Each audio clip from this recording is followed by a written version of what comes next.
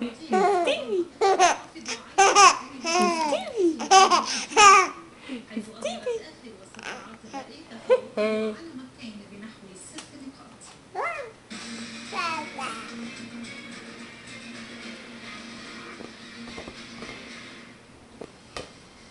المرحلة الأخيرة من الانتخابات الرئاسية الأمريكية لم يعد ستيفي. المرشحين المتنافسين الديمقراطي باراك أوباما وجمهوري جو بايدن سوى يومين من أجل جلب المزيد من أصوات الناخبين الذين لم يحسموا قرارهم بعد. المرشحان يركزان حول تيهما انتخابية في ولايات رئيسية صوتت في انتخابات العام 2004 للجمهوريين، وفي حين لا تزال استطلاعات الرأي تشير إلى تقدم أوباما بنحو 6 نقاط على خصمه مكان. دعا الأخير مناصريه خلال حملته في بنسلفانيا وفرجينيا إلى مواصلة معه حتى النهاية من أجل الوصول إلى البيت الأبيض، مكررا في المقابل انتقاداته لخطة أوباما الأمريكية.